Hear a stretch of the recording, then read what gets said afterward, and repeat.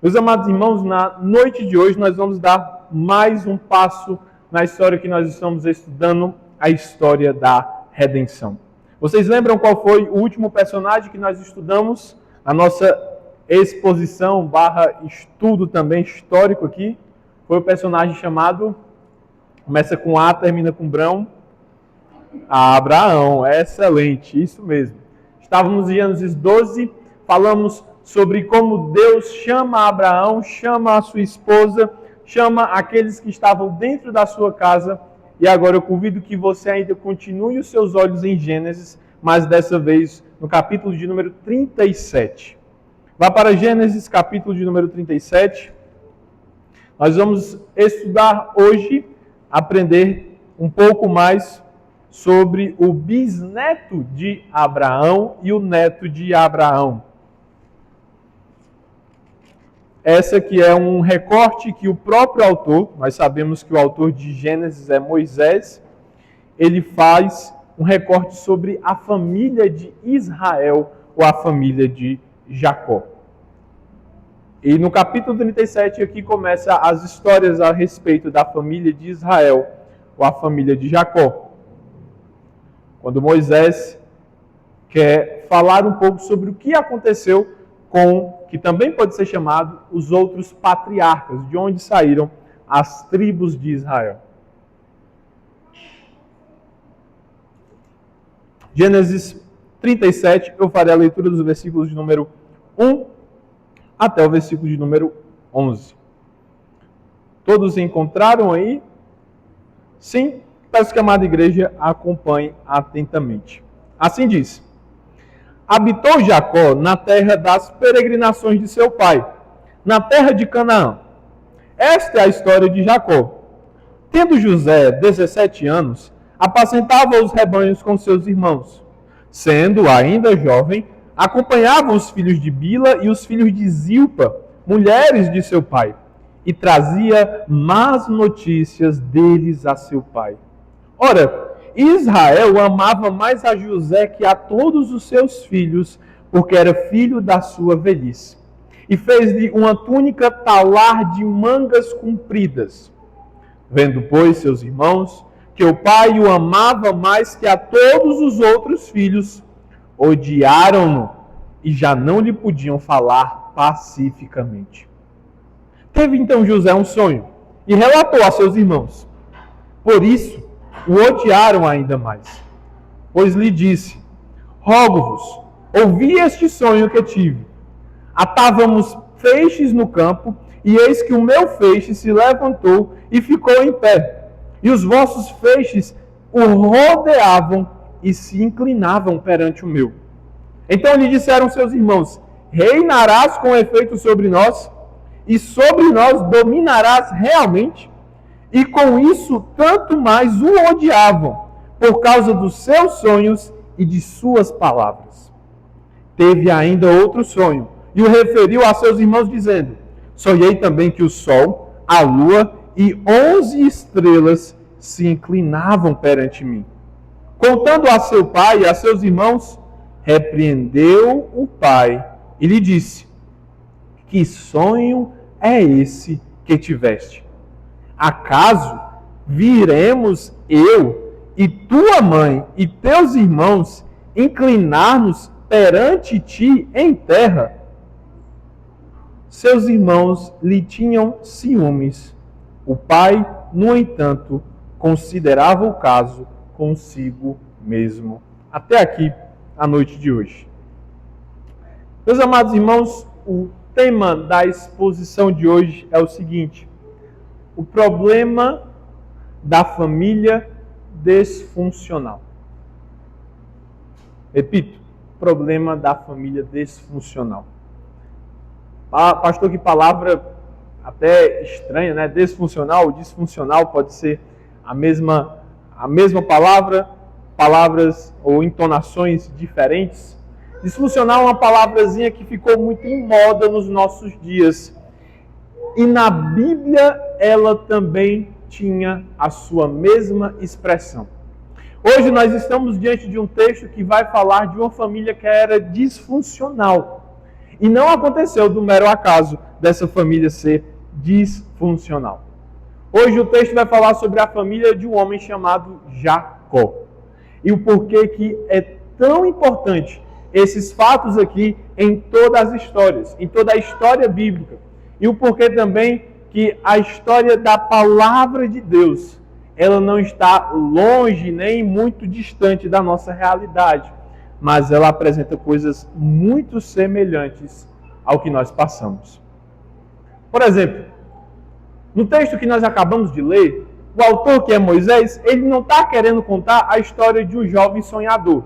Eu sei que quando nós éramos mais jovens, quando éramos crianças, para falar a verdade, a gente sempre se encantou muito com essa parte, porque você olha apenas para um personagem que é muito marcante, que é José.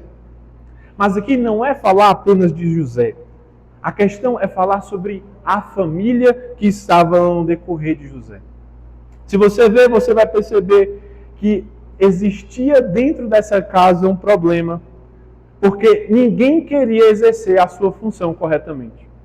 Nós temos uma casa em que o pai não sabe exercer a sua função como pai, como líder. Os filhos não sabem exercer as suas funções como filhos diante do seu pai. E filhos não sabem exercer a função dele de filhos do lado de outros filhos. Então você tem uma família que todas as pessoas, todos eles que são personagens principais dentro da família, ninguém faz aquilo que Deus chamou para que ele fizesse, ou para que eles fizessem. O pai não sabia ser pai, filho não sabia ser filho, irmão não sabe ser irmão. Era uma família que carregava precisamente segredos, favoritismo, inveja e ódio. Ou seja, pastor, o que é que você está querendo falar? Era uma família de pecadores. Algumas vezes nós temos a visão dos patriarcas, os pais da fé, como se fosse umas famílias ou histórias de pessoas que têm um outro tipo de fé, ou outro tipo de pedestal. Eles estão um pouco acima da gente, só que a Bíblia está dizendo aqui, estão na mesma questão. Vocês vão perceber que como essa família pode ser extremamente destruidora. E isso vai acontecer nesse capítulo aqui. Mas qual é esse problema? Por que o problema da família disfuncional é tão grande aqui? E a primeira coisa que nós vamos entender é o seguinte, porque a família disfuncional é uma família que destrói filhos. Esse é o primeiro problema que vai ser apresentado nos primeiros versículos. Volte seus olhos ao texto, vamos examinar versículos 1 até o versículo de número 4. É dito que Jacó habitou nas terras de peregrinações de seu pai. Pastor, o que significa isso? Significa que Jacó não tinha posse de onde ele andava. Você lembra o que aconteceu lá com Abraão, no último texto que a gente examinou, que era Gênesis 12? Abraão, ele entrou na terra prometida, mas Abraão, ele teve algo que era dele? Não. É dito que ele começou na parte norte da terra, foi até o sul, e ele não tinha aonde se habitar. Por isso que ele peregrinava, porque a terra não era dele, ele tinha que comprar algumas vezes, depois vendia, mas não era algo fixo. E aqui Jacó, ele herda aquilo que é peregrinação. Significa o quê? Que ele não tinha local onde parar. O que nós chamamos também de nômade. Está em um canto, vai para o outro. Está em Fortaleza, vai para Calcaia, vai para Forquilha, vai para Sobral, vai para Guaramiranga, vai para Juazeiro do Norte, vai para o Crato, vai para Madalena, vai para Canindé. Ele não parava.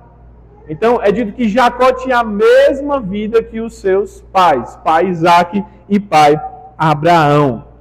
E ele está na mesma região que se chama Canaã. Canaã significa terra baixa, significa que é planície.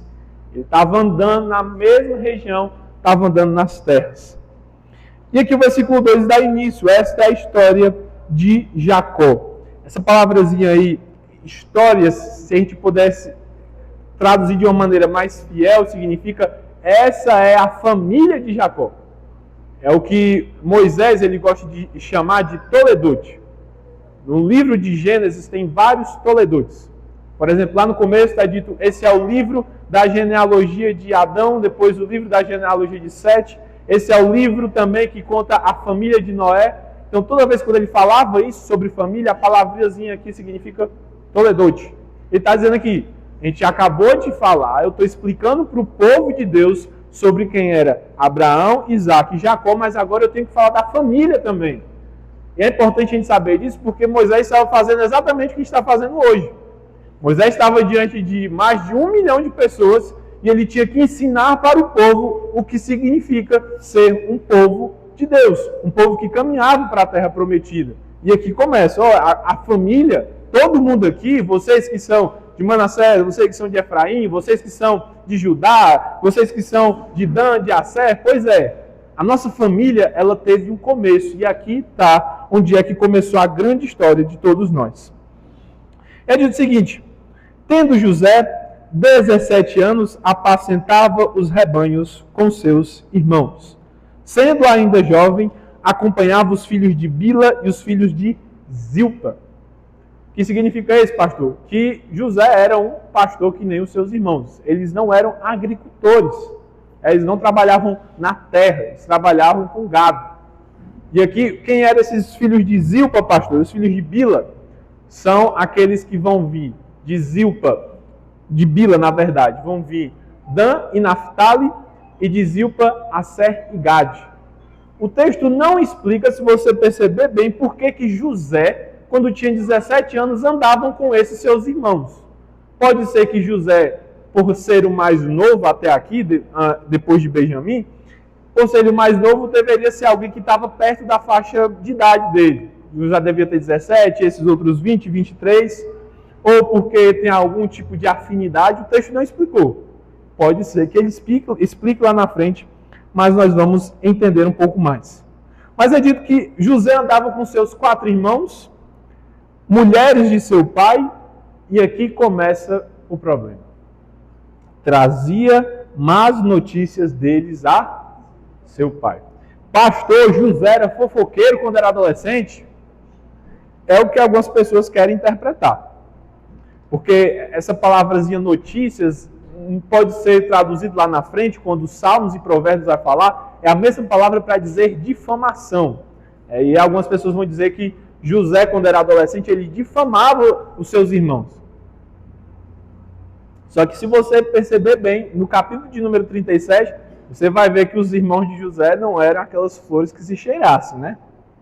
E aqui o que a gente consegue entender é que José não era influenciado pelo mau comportamento dos seus irmãos. E por ele reconhecer, mesmo adolescente, que o comportamento dos seus irmãos era errado, ele falava com quem tinha autoridade para repreender os seus irmãos. Quem era? Seu pai. Mas por que José tinha que chamar a Jacó? Porque nos capítulos anteriores, do capítulo 35 para o capítulo 37, a mãe de José morreu. Normalmente seria chamar a mãe e também chamar o pai, mas aqui é dito que ele só chamava o seu pai, porque Raquel não era mais viva nesse momento. Então, olha que coisa interessante. Mas, ao mesmo tempo, o problema dessa família disfuncional.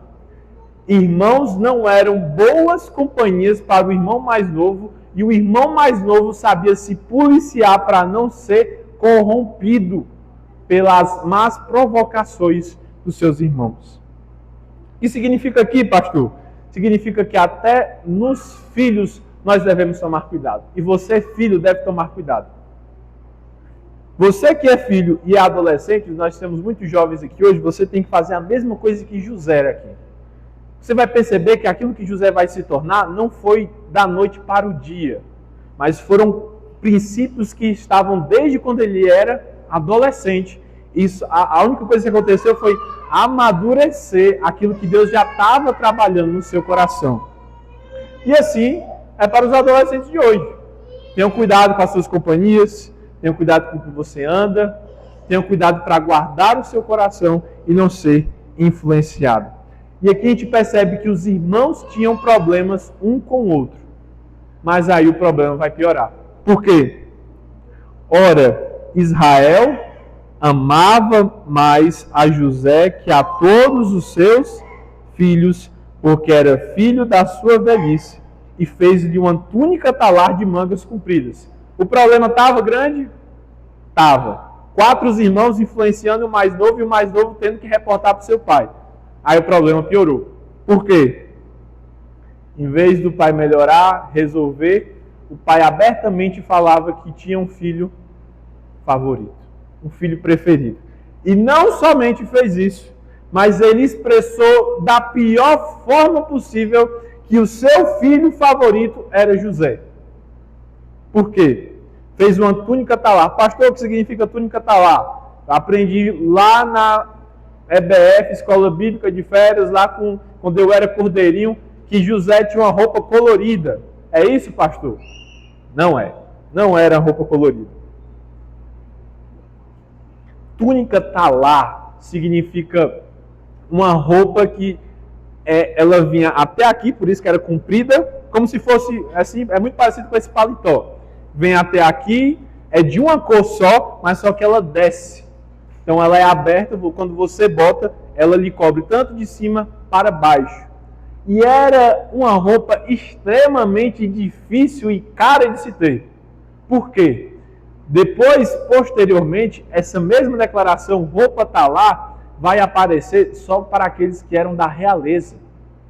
Os filhos de Salomão tinham o quê? Roupa talar. Os filhos de Davi, quando ele está reinando sobre todo Israel, tinham o quê? Roupa talar. E aqui Israel, ele fez a pior coisa que o pai podia fazer. Ele deu uma roupa que expressamente mostrava que José era um nobre. Mas, para piorar, José não era o primogênito. O que está acontecendo aqui, pastor? Alguns teólogos vão dizer que esse é um prenúncio do que Israel estava querendo fazer com José. Se você lembrar o que aconteceu na história, você vai perceber que o problema está mais arraigado. Rúben é o primeiro filho. Rúben vai receber a sua bênção de ser primogênito? Não, porque Rúben se deitou com uma das esposas de Israel, Bila. Israel falou, você não vai receber a bênção. Depois de Rúben viria Simeão e Levi. Nos 2 capítulos anteriores, Simeão e Levi, eles fizeram pouca coisa.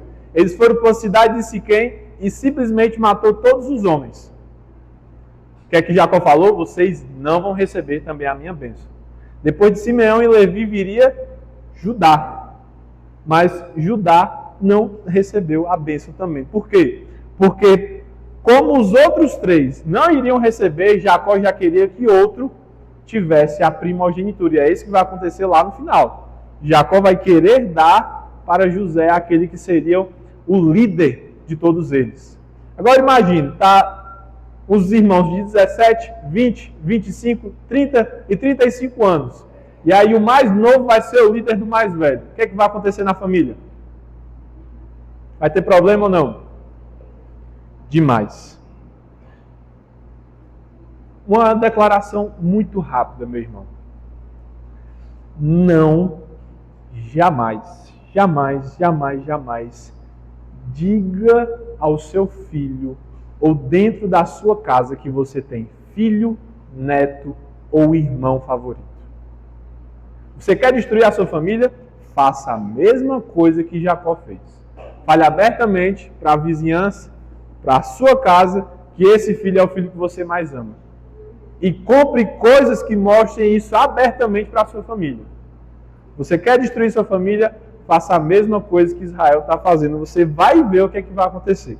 Por quê, pastor? Você está sendo tão enfático nisso? Versículo de número 4.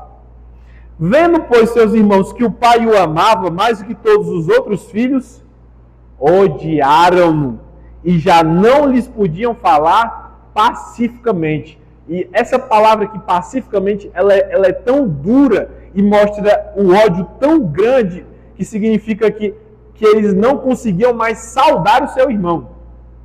Que saudação é essa, pastor? Para a época era shalom, que pacificamente significa que eles não falavam mais em paz com seu irmão.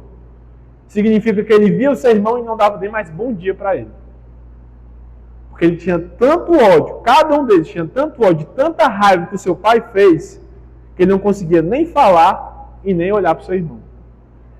E quando a Bíblia fala desse ódio, é um ódio de morte. É um prenúncio do que vai acontecer em todo esse capítulo. Se você lembrar, o texto que nós lemos na nossa liturgia, lá de Tiago 1, vai falar como é que vai acontecer no nosso coração. Uma coisinha chamada cobiça. E quando vai dar lugar à cobiça, ela vai levar ao pecado. O pecado, uma vez consumado, vai levar à morte. Sabe o que está acontecendo aqui? Cobiça. Sabe quem foi o autor da cobiça dentro da casa? O pai. Quando disse abertamente, esse é o meu filho favorito, o filho que eu mais amo. Eles falaram o quê? Pois agora nós vamos odiar esse irmão. O que eles estavam querendo dizer? Se nós pudéssemos, nós pegávamos José e matava ele. O problema da família disfuncional é que a família disfuncional também mostra que ela em si está destruindo seus filhos. Mas a família disfuncional não apenas destrói os filhos, mas também vai destruir os próprios pais. Vejam bem, versículo de número 5. 5 a 9. Teve José um sonho e relatou a seus irmãos. E aí o que é que vai acontecer? Por isso, o odiaram ainda mais. E o texto vai sempre falar isso. Quando José faz alguma coisa, eles sempre têm resposta, vai piorar mais, vai piorar mais. E aqui, Moisés, ele gosta de fazer um jogo de palavras. Por quê? A palavra José significa acrescentar, ou Deus acrescentou. E aí ele está dizendo o seguinte, a cada vez que aquele que era acrescentado falava, no coração dos irmãos dele também acrescentava o ódio para matar ele. E José teve um sonho. Por quê? Porque nesse momento Deus se revelava e revelava a sua vontade através de sonhos. Isso aconteceu, por exemplo, com seu avô, Abraão, a verdade, seu avô, Isaac. Aconteceu com seu pai, Israel. Aconteceu com seu bisavô, que era Abraão. Então Deus sempre mostrava a sua vontade através de sonhos. E é interessante o que é que José faz. Quando ele recebe o sonho, a primeira coisa que ele faz é relatar. E José parece um profeta aqui. Porque quando os profetas recebiam uma visão, uma revelação de Deus, a primeira coisa que o profeta fazia era falar. E essa é a função do profeta, ser um porta-voz de Deus. Mas quando ele vai fazer aquilo que Deus está falando com ele, vai compartilhar aquilo que Deus está falando com ele, na verdade o que está acontecendo é o inverso. E aí José, em resposta ao ódio, diz o seguinte, olha, por favor, escutem isso e escutem um sonho que eu estou tendo. Quando ele diz aqui rogo, normalmente aparece essa expressão aqui quando pessoas que não têm condições querem pedir uma petição diante de um rei. Você lembra da história de Salomão e as mulheres que estavam dizendo de quem era filho de quem? Elas apresentaram uma súplica. É uma partículazinha muito, muito minuciosa. De vez em quando ela aparece no texto. Aqui José está falando como se fosse aquelas mulheres. Está diante de pessoas que têm autoridade falando o seguinte, ó, por favor, escuta isso aqui que eu acho que o que aconteceu comigo é importante. Pode ser que Deus queira falar algo. Que mostra até o coração de José, de que era um coração sincero sobre o que é que estava acontecendo e ele não sabia. E diz o seguinte, olha o que aconteceu. Nós estávamos com os feixes no campo, e eis que o meu feixe se levantou, e ficou em pé, e os vossos peixes o rodeavam, e se inclinavam perante o meu. Um feixe é como se fosse um feixe de trigo. E é muito legal como a Bíblia está trabalhando aqui, porque eles não eram homens que trabalhavam com trigo nem com feixe. José era um pastor. José pastoreava rebanho. José não era um homem do campo. E para ele não tinha sentido. Por que Deus está falando sobre trigo, sobre alimento, e o meu alimento está acima e os alimentos dos outros se inclinam? E o que é que seus irmãos vão responder? Então lhe disseram seus irmãos, reinarás com efeito sobre nós, e sobre nós dominará realmente? Realmente é isso que a gente está pensando vai acontecer? Realmente você vai ser o líder? Realmente Israel, que é o nosso pai, vai querer lhe colocar acima de todo mundo? Com isso, tanto mais odiavam. Vocês perceberam tanto de vezes que essa palavrazinha já apareceu? terceira vez, o odiavam por causa dos seus sonhos e das suas palavras. Durante a história de José, esse é o único sonho que ele não é a pessoa que interpreta. Quando seus irmãos escutaram que foi o sonho, na mesma hora, já sabiam qual era o sentido. Isso não vai acontecer de novo. Às vezes que ele vai sonhar ou vai ouvir sobre o que aconteceu, é ele que faz a interpretação, mas aqui ele não interpretou. Quem interpretou foram seus irmãos e perceberam de alto e bom som. E eles odiavam José por causa do sonho e a forma como José falava do sonho dele. Essa vai ser uma aplicação final, mas eu quero só trazer esse prenúncio.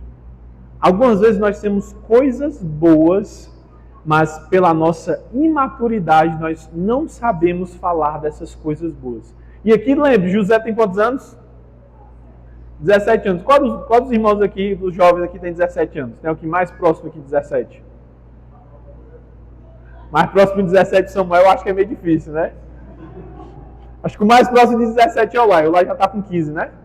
14. Faltam 3 anos o Lai. Aí, ó. Vocês já estavam na altura de José, por aí, ó.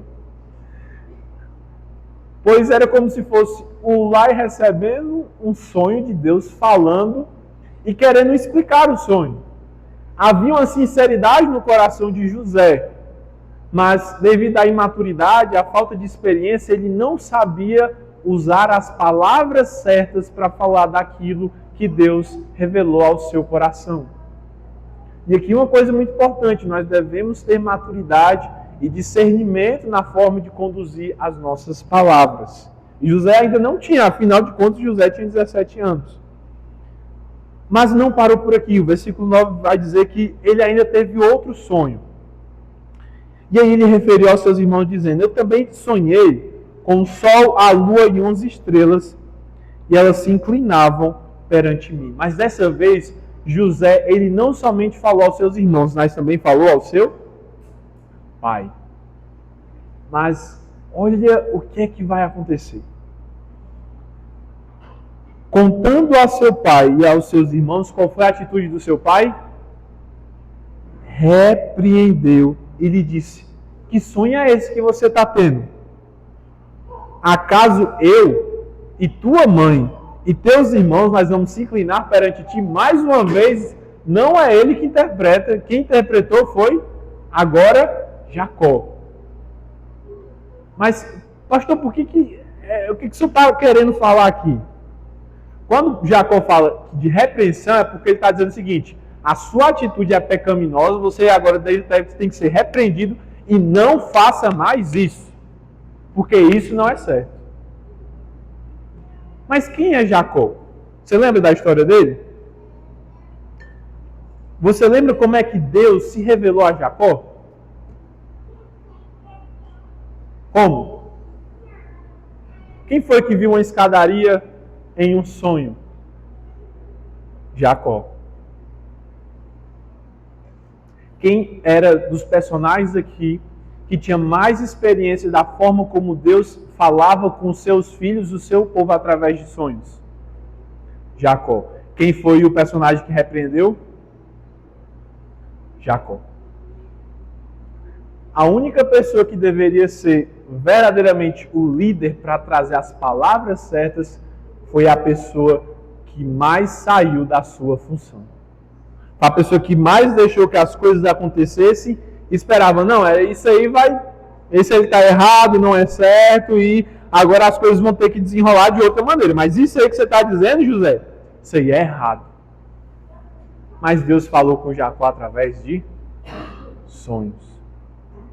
É por isso que quando uma família está disfuncional, ela também destrói os seus pais.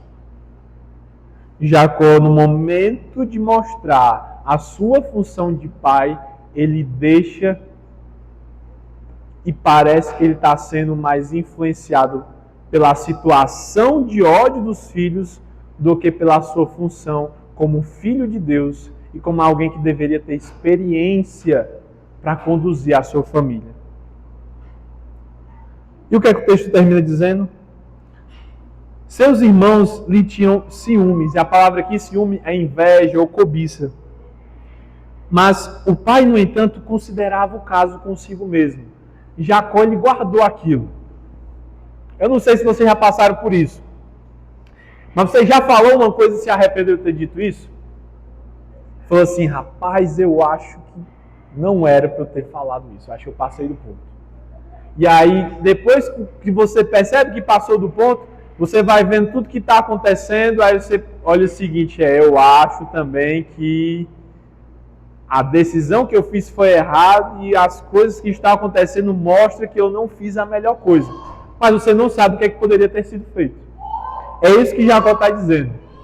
Estava guardando tudo, estava considerando o caso e estava, em outras palavras, meditando. Por que José teve esse sonho?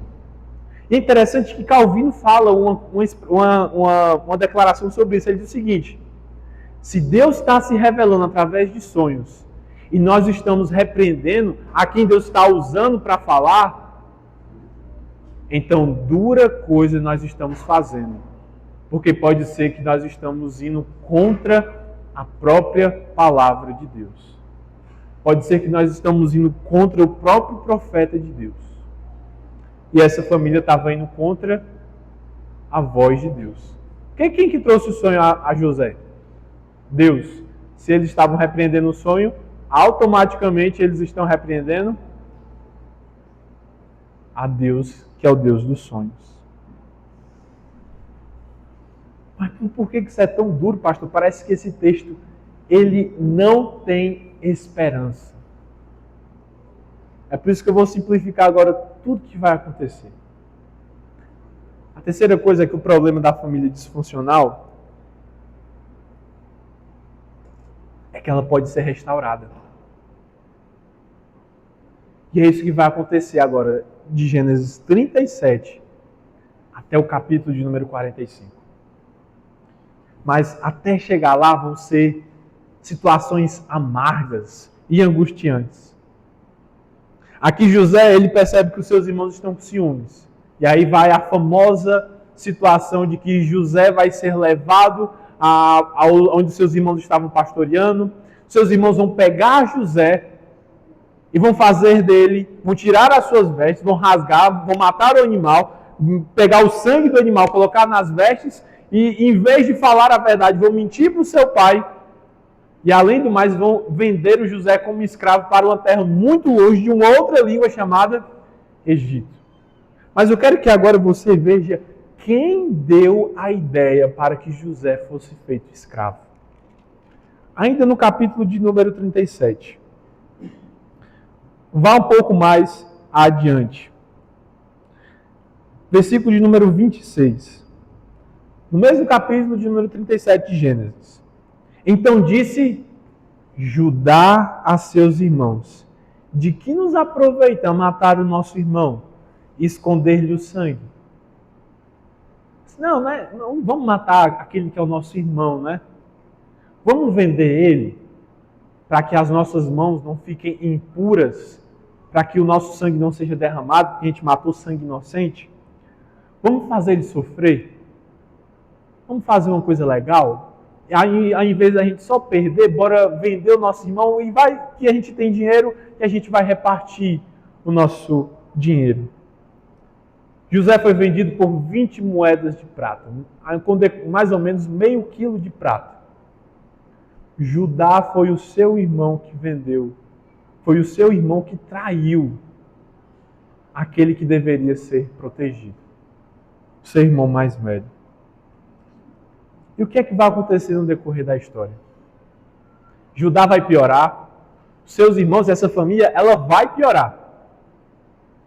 Mas no decorrer da história, Deus também vai trabalhar na vida de cada um. O personagem principal que começa a se destacar aqui vai ser José.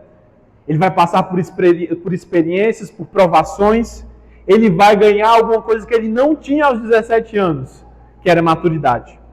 Judá, esse homem que você acabou de ver, que vendeu seu próprio irmão, seu irmão que era quase o caçula, ele vai ser um homem também que Deus vai tirar os seus filhos, porque os seus filhos eram maus. E ele vai entender que até as coisas que ele faz, os outros são mais justos do que ele. E ele vai ver a sua própria família cair no mesmo pecado do pecado de seu pai. Porque ele não sabia ser um bom líder dentro da sua casa. Em vez de dar o seu filho mais novo, usando a lei de levirato para a sua nora, ele não dá. Em seguida, José vai continuar vivendo. Judá vai ficar viúvo e vai querer continuar viúvo. José vai crescer. E José vai crescer e Deus vai sempre falar: eu estou com você. José vai chegar na idade de 30 anos e Deus vai colocar ele como subgovernador do Egito. Vai começar 7 anos de fartura.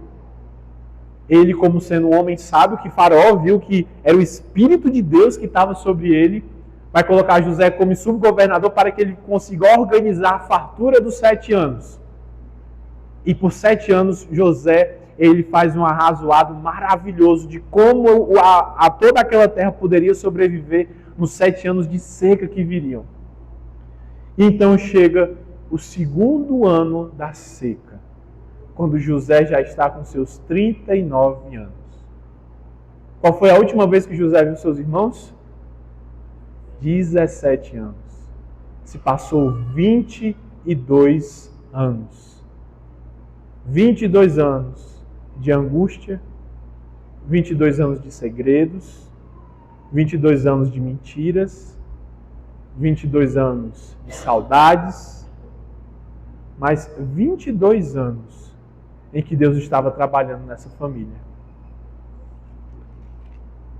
E então chega o capítulo de número 42. José, no versículo de número 19, no capítulo de número 42, ele vai fazer o contrário do que ele fez quando era apenas um adolescente.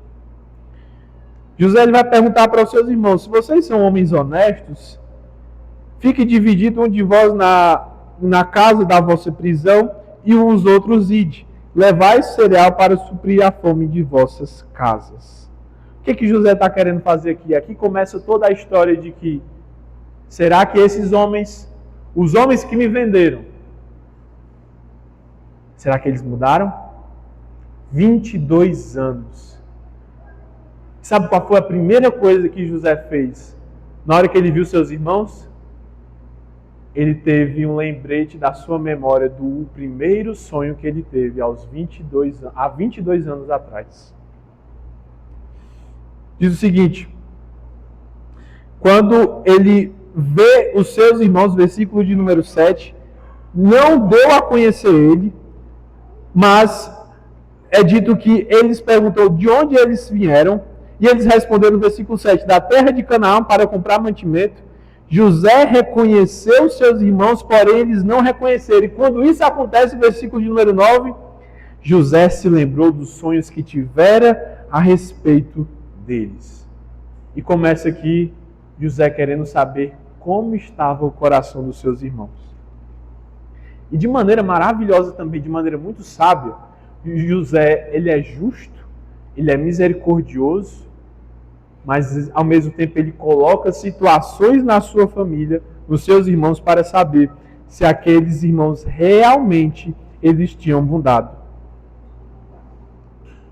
Mas aí, no momento em que finalmente ele vai dar a se revelar ao seu irmão, aos seus irmãos, eu acredito que seja o momento mais marcante. Você lembra de Judá? Quem foi Judá? O homem que vendeu o seu próprio irmão como escravo. Sabe qual vai ser o homem que vai dar a própria vida pelo seu irmão? Judá. Judá, no capítulo de número 44. Vejam bem o que acontece. Versículo de número 32 do capítulo de número 44 de Gênesis. Judá diante de José, quando ele chega na casa dele, porque quem deveria ser escravo era Benjamim, porque José deixou o copo na boca do saco de Benjamim, que agora já era um homem. Passou 22 anos, Benjamim era uma criança, deveria ter seus 10 anos. Benjamim, no mínimo, deveria ter 30 anos já. E Judá fala o seguinte: porque eu, o teu servo, subgovernador, eu me dei como fiador por este moço, e eu me dei diante do meu pai. E se eu não tornar a trazer, serei culpado para o meu pai durante todos os meus dias. Ele está dizendo o seguinte: eu vou me colocar a ser morto no lugar do meu irmão. Eu posso receber a condenação para que esse daqui que é o meu irmão mais novo, a quem o meu pai ama, é o filho da sua velhice, ele possa ter vida.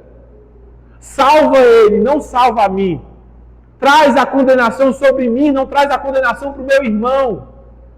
Olha com graça, olha com misericórdia, porque o que eu fiz foi mal. Porque o meu irmão, quando estava na cisterna, ele estava angustiado, ele pedia, ele suplicava para mim e para todos os outros. Mas eu não quis escutar. E o texto vai dizer que eles falavam entre si, mas José sabia a língua deles e José escutava. E no primeiro momento, quando José escutou que Judá e os seus irmãos falaram isso, ele saiu. Porque o seu coração se estremeceu, ele foi chorar amargamente. Porque ele estava percebendo que a sua família estava sendo restaurada. E agora, quando finalmente Judá faz a sua confissão diante de um subgovernador, o capítulo de número 45 de Gênesis acontece. Então José, não se podendo conter diante de todos os que estavam com ele, bradou: fazei sair todos da minha presença, saiam todos da minha casa. E ninguém ficou com ele. E quando José se deu a conhecer aos seus irmãos, ele levantou a voz de choro, de maneira que os egípcios que estavam em outra casa, a casa de Faraó, também escutaram. E ele fala: eu sou José. Será que o meu pai, que faz 22 anos que eu não vejo, ele ainda vive? Me responde, o meu pai ainda vive? Ele entendeu que Deus transformou a sua casa. Ele entendeu que o seu pai foi transformado. Ele entendeu que o seu irmão, o mesmo irmão que vendeu ele, que traiu, Judá agora é o redentor dele. Judá não é mais o traidor. Judá é aquele que dá o seu coração, a sua vida, o seu sangue em resgate. E os seus irmãos não conseguiram se conter. E quando finalmente ele fala: olha, tudo que aconteceu, Deus tinha um propósito. Todo o mal que vocês fizeram, Deus tinha um propósito para transformar em bem. E agora, porque vocês estão aqui, eu entendo que Deus estava querendo preservar a nossa família e usou vocês desde aquela época. Naquele momento em que eu era ainda adolescente, eu era imaturo, Deus estava querendo mostrar que, de qualquer forma, os seus planos seriam cumpridos, porque a sua palavra vai ser cumprida. E José vai consolar os irmãos que traíram ele. Ele tinha o poder de matar os seus irmãos, mas ele vai consolar em voz de choro. E o primeiro irmão que ele vai abraçar é Benjamim. Ele abraça o seu irmão e começa a chorar.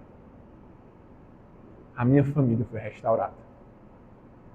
O Deus do meu pai, o Deus de Israel, Ele também é o Deus de Isaac, é o Deus de Abraão. Esse Deus, o Deus dos meus pais, é um Deus vivo. E agora eu vejo que a minha família foi restaurada por esse Deus. E eu vejo que esse Deus é maravilhoso, porque Ele me guardou e nos transformou. O nosso Deus ainda é capaz de restaurar famílias. Famílias totalmente disfuncionais. A família de José foi restaurada. Judá, que era o traidor, na verdade ele se torna o salvador. Judá recebe a bênção do seu pai, porque ele mudou de vida. Israel, no seu leito de morte, fala o seguinte: você não vai receber a primogenitura, mas de você vai vir o príncipe. de você vai vir um rei. De você vai vir a salvação. Porque você foi o primeiro homem a dar sua vida em resgate de outro. Eu sei que você olhava para José, mas tinha alguém atrás também sendo trabalhado. E você sabe quem foi o cumprimento perfeito de Judá? Foi Jesus Cristo. Quando falei-lhe, aquele que é a raiz de Davi, da tribo de Judá. Eu sou aquele que fui vendido como escravo. Eu sou aquele que fui vendido por moedas de prata, pelo traidor. Mas eu também sou aquele que traz a redenção. Eu também sou aquele que sou o Salvador. Eu sou o homem perfeito, que sou capaz de dar a minha vida pela sua. E porque eu dei ela de maneira perfeita, você agora também é um resgatado. A sua família também é uma família resgatada. O seu casamento também é um casamento resgatado. E eu quero trazer só uma aplicação, meu querido irmão. Não desista da sua família. Eu sei que pode estar acontecendo uma tempestade de provação. E você pode dizer diante de Deus em uma voz de choro: não é possível haver restauração. Mas essa família também não havia condições dela ser restaurada. Aos olhos humanos era impossível. Mas o Deus da aliança derramou graça e misericórdia, capaz de transformar e restaurar toda a família. Não foi só os pais, não foram só os irmãos. Foi toda a família sendo restaurada pelo Deus da aliança. O problema foi solucionado. E da mesma forma para a sua vida, para a sua casa. Eu não sei como é que a sua casa está, como a sua família está. Mas não desista da sua família. Apresente a Deus. Espere confiantemente no Senhor.